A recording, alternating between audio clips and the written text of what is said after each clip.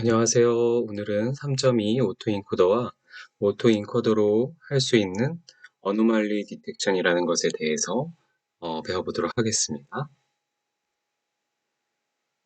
제가 강의에 활용한 소스와 레퍼런스는 다음과 같고요. CS 코드는 여기서 다운받으실 수 있습니다. 지금 저희는 비지도 학습을 하고 있고요. 비지도 학습에서 오토인코더에 대해서 배웁니다. 그래서 오늘 수업은 굉장히 금방 끝날 거예요. 내용이 굉장히 짧고요. 하지만 쉽지만 굉장히 유용한 모델에 대해서 배울 예정입니다. 그래서 오토엔코더는 뭐냐면 쉽게 설명을 하면 인풋과 아웃풋이 동일한 딥러닝 모델이라고 생각을 하시면 돼요. 만약에 우리가 엠리스트 숫자로 이 모델을 사용을 한다면 만약에 숫자 7이 X로 들어가면 처음에 숫자 7은 뭐 예를 들어 10 곱하기 10이라고 생각을 해봅시다. 그러면 디멘션이 100디멘션이죠. 곱하기 10은 이 고차원의 데이터를 뉴럴 네트워크를 통해서 저차원으로 압축을 하게 됩니다. 그래서 이렇게 압축하는 기능을 인코딩이라고 하는데요. 그래서 고차원이 저차원으로 압축되면 다음과 같은 예시에서는 예를 들어 두 개의 값으로 압축되니까 디멘션이 2가 된다고 생각을 해봅시다. 지금 왼쪽은 뭐 이런 동그라미가 100개가 있었다고 생각을 하시고요. 그리고 나서 이렇게 축소된 이 디멘션의 값을 다시 뉴럴 네트워크를 통해서 이번에는 디코딩을 시킵니다. 압축했던 것을 다시 확장을 시켜서 결국에 y가 나오게 되는데 10 곱하기 10에 아웃풋 y가 나오게 되는데 그 y가 바로 x와 동일한 값이 나오게 만드는 겁니다. 그래서 오른쪽에 보시면 동일한 숫자 7의 이미지가 나올 수 있도록 재현을 한다라고 생각을 하시면 됩니다. 그래서 이 오토인코더는 Z라는 차원 축소된 바틀렉을 갖게 되고요. 이 Z를 여러 가지 용어로 부르는데 뭐 코드라고 하기도 하고 레이턴트 베리어블, 그래서 잠재 변수 혹은 또 이런 공간을 레이턴트 스페이스라고도 부릅니다. 잠재 공간. 그리고 저차원의 벡터이기 때문에 이 벡터를 피처라고도 부르죠. 그 특징을 잘 추출했다. 혹은 히든 리프레젠테이션이라고도 부르는데 레이턴트 베리어블, 레이턴트 스페이스라고 가장 많이 부르고 있습니다. 그래서 오토인코더 같은 경우에 고차원의 100차원의 여기에서는요. 고차원의 데이터를 저차원으로 축소했는데 분명히 축소하면 많은 정보를 잃어버릴 것이 분명한데 고차원이었던 데이터를 근데 그 저차원의 데이터를 가지고 다시 복원을 시켰더니 원래 데이터를 그대로 복원할 수 있었다라는 것은 무엇을 말하느냐? 이 저차원이 굉장히 중요한 정보들을 압축해서 담고 있었다라는 이야기입니다. 그래서 저희가 지금 비지도 학습을 하면서 앞부분에서 저희가 차원 축소에 대해서 배웠죠. 그 차원 축소의 중요성에 대해서도 배웠고 활용성에서도 배웠습니다. 그래서 그런 차원 축소를 할 수 있는 가장 기본적인 모델이 오토인코더라고 생각을 하시면 됩니다. 그래서 조금 더 한번 식을 자세히 보면 결국에 X라는 인풋이 인코더를 통해 인코더를 이제 H라는 함수라고 생각하고 레이턴트 스페이스 Z 벡터로 압축이 되면 다시 디코더 G라는 함수를 통과해서 Z 값이 여기서 Z가 나오고 다시 Y가 나오는 X가 이렇게 들어가고 근데 그 Y와 인풋 X가 동일하게 되도록 만들어주는 네트워크가 오토인코더입니다. 그래서 로스 펑션은 X와 Y의 차이, 인풋과 아웃풋의 차이를 이야기를 하는데요. 그래서 다시 또 수식으로 보면 Z는 어떻게 나왔냐? X를 인코더 H에 넣어서 나온 값이고요. Y 값은 어떻게 나왔죠? Y는 디코더 G에다가 여기서 나온 압축됐던 Z를 다시 넣어줘서 나온 값인데 z는 결국 hx였기 때문에 y는 다음과 같은 합성 함수가 되는 거죠. x가 인코더를 통해서 hx가 되고 디코더를 통해서 다시 ghx가 되는 거를 보여주고 있습니다. 그래서 오토인코더의 로스 펑션은 이제 로스 x와 y의 차이이고요. 이제 각 그 디멘션에 따라서 계산을 하겠죠. 그러니까 마치 이제 여기서는 픽셀 대 픽셀로 다 비교를 한다라고 생각을 하시면 됩니다. 이제 y 픽셀이 있고 x 픽셀이 있으면 각각을 비교하면 되겠죠. 얘랑 얘랑 비교하고 얘랑 얘랑 비교하고 각각을 비교하면 전체 그림이 동일한지 안 동일한지의 차이값이 나오겠죠. 디멘션별로 다 더한다. 그러면 이렇게 됐을 때 로스 펑션은 어떤 모양이 되느냐? 가장 쉽게 생각할 수 있는 게 각 픽셀의 차이를 계산을 하는 거니까 사실 민스퀘어 에러를 쓰면 가장 편하죠. 그래서 이 매트릭스와 이 매트릭스의 차이의 제곱을 하면 로스 펑션이 그냥 나옵니다. 민스퀘어 에러죠. 하지만 또 이전 시간에 저희가 어떻게 딥러닝의 로스 펑션이 유추가 됐는지 한번 배웠죠.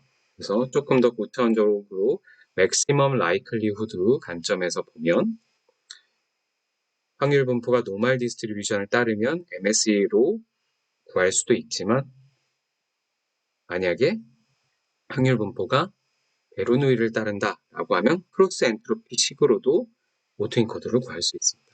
근데 이제 민스퀘어 에러가 조금 더 직관적이죠. 왜냐면 들어간 인풋과 아웃풋이 같아야 하니까 두 개의 차이를 계산하는 민스퀘어 에러가 좀 직관적입니다. 하지만 크로스 엔트로피도 사용할 수 있다. 그래서 뒤에서 배우게 되지만 이제 VAE를 배우게 되면 그때는 두 가지 방법을 다 씁니다. 민스퀘어 에러를 쓰기도 하고 크로스 엔트로피를 쓰기도 하고요. 근데 보통 오토인코더는 주로 민스퀘어 에러를 씁니다. 그래서 결국에 아웃풋 레이어와 인풋 레이어가 같은 사이즈를 갖게 되고요. 그쵸? 동일한 그림이 나와야 하니까 디멘션이 똑같아야겠죠. 그리고 로스는 x와 y, 그러니까 인풋과 아웃풋이 동일하게 되도록 가장 클로즈하게 만들어주는 거고요. 그래서 입출력이 동일한 네트워크다. 그리고 이 오토인코더는 어떤 학습이죠? 비지도 학습이죠. 왜 비지도 학습이죠? 저희가 라벨을 준 적이 없거든요, 따로. 근데 라벨을 안 준 건가요?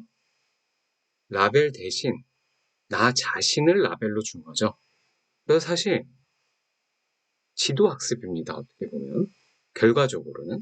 그러니까 라벨이 필요 없는 문제인데 라벨이 필요 없는 학습이지만 그 라벨이 없는 대신 그 라벨을 y 대신 x를 채워 넣은 거죠.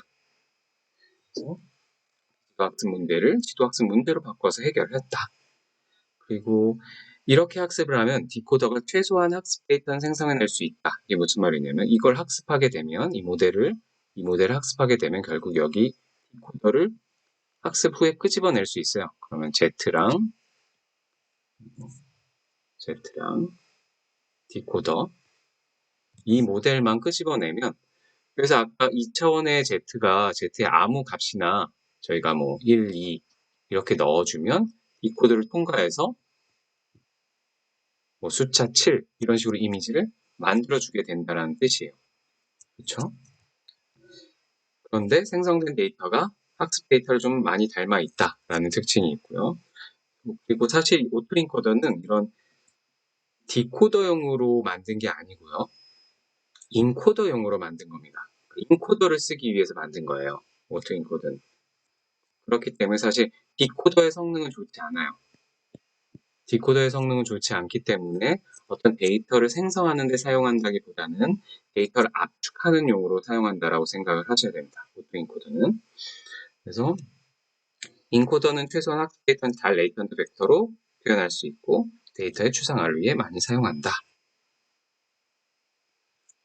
다시 한번 구조를 살펴보면요. 계속 사실 복수의 개념이죠. 인풋 데이터가 X가 있으면 X를 Z의 레이턴 스페이스로 인코더를 통해서 매핑을 시켜주고 압축을 시켜주는데 보통 Z는 당연히 X보다 디멘션이 적어야겠죠. 그래서 차원 축소라고 불리고 그런데 그리고 다시 디코더를 지나서 X가 X 바로 나오고 이때 인풋과 아웃풋의 차이가 최소가 될 수 있도록 보통 민스퀘어 에러이기 때문에 L2 로스 펑션을 사용한다.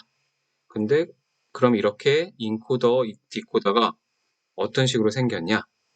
보통 초반에는 그냥 리니어 함수와 넌리니어리티 시그모이드를 합친 그냥 일반적인 뉴럴 네트워크였다가 최근에는 이제 딥하게 쌓아서 딥 뉴럴 네트워크를 만들었죠. 풀리 커넥티드. 그 후에는 CNN이 발전을 하면서 렐로 액티베이션과 CNN을 활용해서 인코더를 CNN 구조로 만들기도 합니다. 그렇죠? 그렇게 해서 나오는 게 이제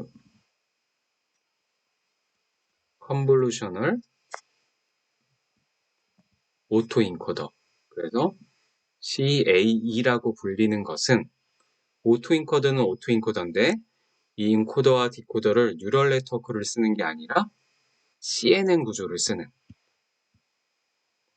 이런 모델이 있고 이미지에선 이해가 굉장히 잘 됩니다.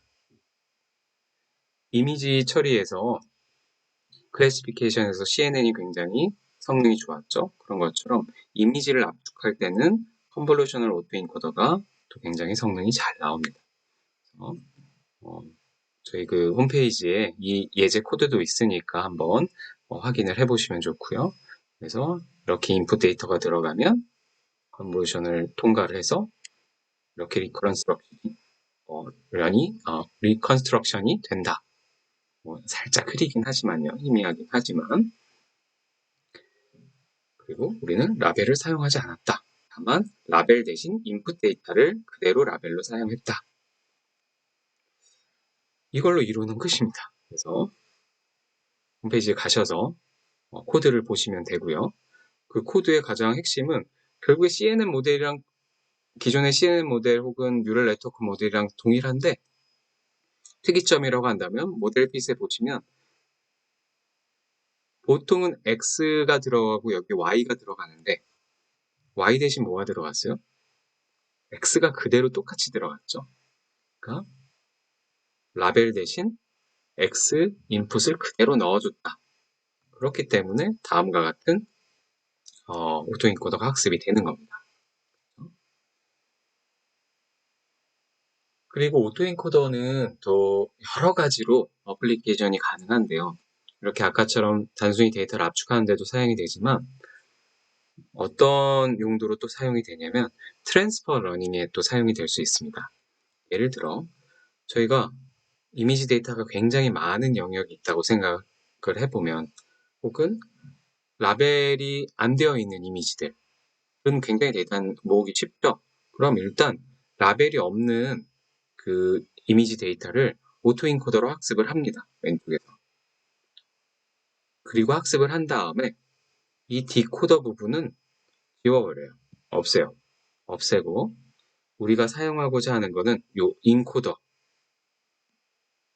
고차원의 이미지를 압축할 수 있는 인코더만 쭉 가지고 온 다음에 실제 우리가 라벨링이 되어 있는 데이터는 얼마 없지만 그 얼마 없는 데이터를 가지고 우리가 이미 기존에 학습한 이 인코더에다가 클래시파이어만 붙여서 클래시파이어라면 그 뉴럴 네트워크 같은 걸 붙이는 거죠. 우리가 클래시피케이션을 하는 뉴럴 네트워크를 붙여서 우리가 갖고 있는 소량의 데이터를 학습을 하는 겁니다. 그래서 뭐 예를 들어 기존의 사진에서는 뭐 말도 있고 고양이도 있고 뭐 토끼도 있고 다 있었다라고 하고 그럼 모든 사진들을 학습을 하고 이 경우에는 우리가 라벨을 어, 개와 고양이만 라벨이 돼 있다. 그러면 그렇게 된 데이터만을 가지고 이 전체를 다시 학습을 시키되 이미 프리트레인드 돼 있는 이미 미리 학습되어 있는 이 모델을 프로즌에서 학습을 하거나 혹은 파인 튜닝을 통해서 학습을 하는 겁니다. 사실 이전 섹션이었나요? 저희가 트랜스퍼 러닝에 대해서 배웠었죠. 이런 식으로 활용을 하는 거예요. 그래서 데이터가 많이 있는 영역에서 오토인코더를 학습을 해서 인코더만 가지고 오고 그 인코더를 가지고 클래시파이어를 붙여서 새로운 딥뉴럴 네트워크를 만든 다음에 파인 튜닝해서 사용을 하면 잘 된다. 그렇죠? 그러니까 비지도 학습을 먼저 하고 그 다음 지도 학습을 한 겁니다. 그리고 두 번째 또 활용에 좋은 것이 어노말리 디텍션. 오늘 배우는 것 중에 또 핵심 중에 하나인데요. 이상치를 탐지하는, 이상치를 검출하는 용으로 사용을 합니다. 그래서 만약에 뭐 공장에서 뭐 생산을 한다 그러면 항상 불량이 나오겠죠. 불량이 나오고 정상이 나올 거예요. 그러면 오토인코더를 정상 데이터라만 학습을 하면 정상 데이터가 들어가면 뭐 예를 들어 여기서는 이제 브라켓이 예시를 뒀는데 정상이 들어가면 복원이 잘 되고요.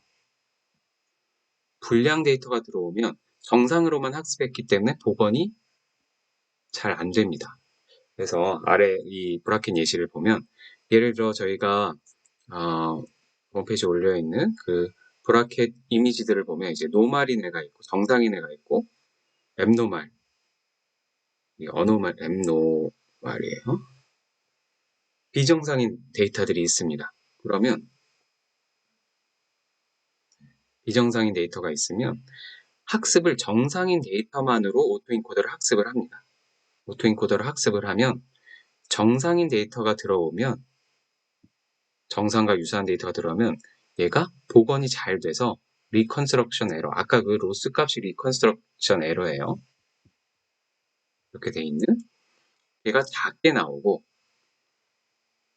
이전에 본 적이 없는 새로운 데이터가 이렇게 들어오면 기존과 많이 다른 유형이 들어오면 리컨스트럭션 에러가 커집니다. 그리고 그 말은 잘 복원이 안 되게 됩니다. 그래서 리컨스트럭션 에러가 사실 이 로스 값, 로스 펑션의 그 결과값을 어떤 임계치를 정해놓고 그 임계치보다 크게 나오면 비정상이라고 그 판단을 하는 게 바로 어노말리 디텍션입니다. 그래서 굉장히 많은 경우에 쓰여요. 왜냐하면 보통의 경우 불량 데이터들이 많지 않아요. 아무리 많은 데이터를 갖고 있다라고 해도 그럼 이 방법의 장점은 정상인 데이터만으로 학습을 해놓으면 됩니다. 그리고 나서 새로운 비정상 데이터가 들어오면 그 비정상이라는 건 정상의 데이터와 어떤 특징이 많이 다를 테니까 이 오토인코더가 그런 데이터에 대해서는 리컨스트럭션 에러를 크게 뱉어내기 때문에 비정상이다라고 얘기할 수 있게 되는 거죠. 그 다음 이제 어노멀리 디텍션 뿐만 아니라 사실 모든 클래시피케이션 문제에서는 다음과 같은 컴퓨전 매트릭스를 만듭니다. 이 모델의 성능을 알아보기 위해 그래서 다음과 같은 매트릭스를 쓰는데 이쪽은 이제 액추얼, 그러니까 실제 데이터의 값, 이쪽은 예측한 값, 그리고 네거티브, 포지티브 이런 뜻은 이제 병원에서 어떤 병을 검사한다라고 생각하면 양성 반응, 음성 반응 이런 얘기 하잖아요. 양성은 뭐죠? 병이 있다라는 거예요. 그러니까 이정상입니다, 이게. 그리고 네거티브라는 거는 음성이라서 얘 정상이야. 병에 걸리지 않았다라는 뜻이에요. 그래서 비정상 혹은 이상하다. 저희는 이상치 검출을 하는 거니까 포지티브가 불량인 거예요. 이상 또는 불량. 네거티브가 정상인 거고요. 그랬을 때 그러면 실제로는 정상인데 예측한 것도 정상이라고 말하면 tn인 거고요. tn이라고 표현을 하고요. 실제로 정상인데 비정상이라고 말하면 fp라고 표현을 합니다. 그러니까 얘는 true 네거티브, false positive예요. 그러니까 F가 붙으면 잘못 예측을 한 겁니다. P라고 써 있으면 제대로 예측을 한 거고요. 그러니까 네거티브를 제대로 예측을 해서 TN인 거고요. 원래는 네거티브인데 P라고 포지티브라고 잘못 false하게 예측한 경우를 FP라고 해요. 그 다음에 요 밑에는 잘못된 거죠. 잘못 예측했어요. 뭐로? 네거티브로. 실제로 포지티브인데. 그렇죠? 그래서 FN, false, 네거티브. 그 다음에는 true, positive. 이건 뭐죠? 제대로 맞췄어요. positive라고. 실제로도 positive였고 예측도 positive였으니까요. 그렇게 했을 때 몇 개냐? 그래서 각각의 개수들을 적은 거예요. 그래서 true negative, false positive, false negative, true positive. t가 붙으면 제대로 맞췄다라는 거고 false라는 건 잘못 맞췄다, 반대로 맞췄다니까 P가 아니고 N이었어야 하는 거고 여기선 N이 아니라 P였어야 하는 거죠. 그래서 이런 걸 보면 얘가 도대체 어떤 경우에 잘 못 맞추는구나 라는 걸 알 수 있어요. 그래서 여기 보면 false positive FP 같은 경우에는 얘를 type 1 에러라고도 하고 false negative를 얘를 type 2 에러라고도 부릅니다.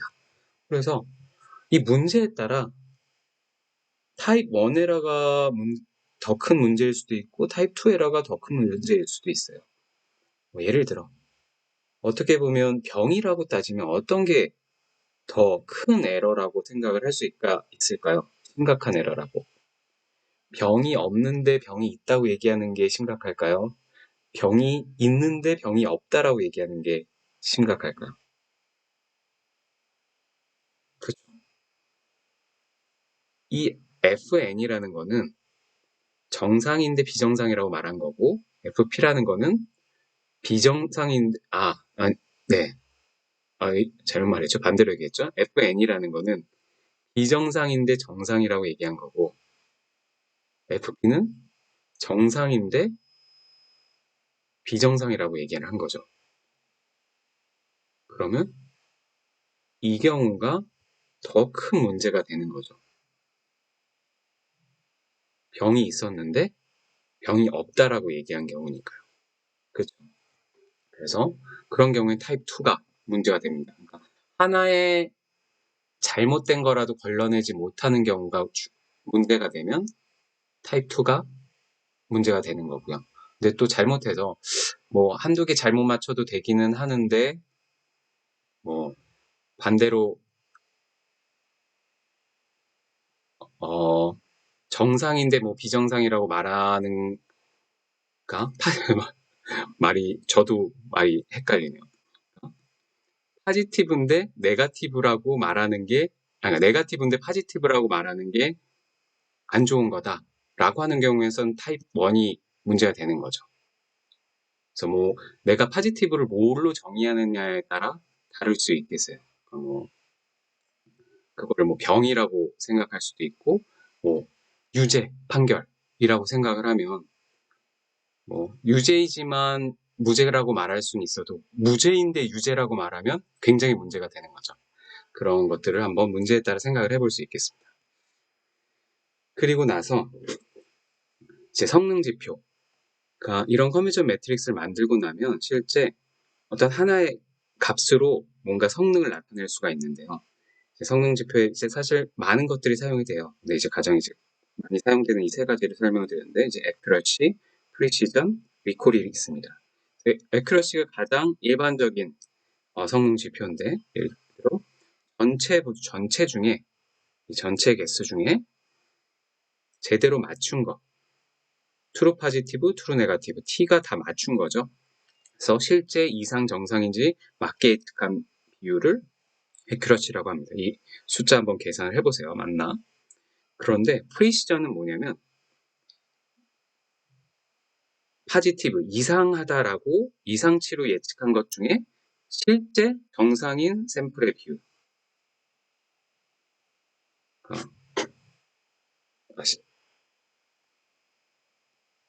잘못 써있네. 실제 이상인 샘플의 비율이네. 실제 이상인. 그러니까 TP, FP는 둘 다 얘가 파지티브다라고 예측을 한 거예요. 이상치라고 예측한 건데 그것 중에 실제 맞춘 것, 실제 이상이라고 맞춘 것의 비율입니다. 그래서 TP. 그 다음에 이제 리콜은 실제 이상 샘플 중에 이상으로 예측한 비율. 그러니까 TPFN은 얘는 파지티브란 걸 맞춰서 파지티브인 거고 얘는 파지티브인 걸 네거티브라고 잘못 말한 거예요. 그러니까 실제 파지티브인 것들 중에, 그러니까 이상인 것들 중에 실제로 이상인 것이라고 예측한 비율입니다. 그러니까 조금씩 의미가 다르죠. 의미가 다르. 그래서 이 수치가 달라지게 돼요. 뭐 얘와 얘는 이제 우연히 같은 거고, 우연히 같아진 거고요. 그래서 이런 각각의 값을 통해서 얘가 어떠한 상황에서 정확도가 높은지를 성능 지표로 나타낼 수 있습니다. 네, 그래서 어떻게 보면 클래시피케이션 하고 나서 이런 것들 분석하는 능력이 오히려 더 중요할 수가 있어요. 그래서 그냥 난 90%로 나왔다 라고 하는 것이 중요한 게 아니라 그럼 애큐러시 관점에서는 그럴 수 있지만 뭐 프리시전 관점에서, 리콜 관점에서 어떤지, 그럼 이렇게 나온 성능이 과연 나의 문제에 적합한 건지를 다시 한번 생각을 꼭 해보셔야 됩니다. 네, 그럼 이것으로 오늘 수업을 마치도록 하겠습니다. 그래서 예제 코드 한번 꼭 실행시켜 보세요.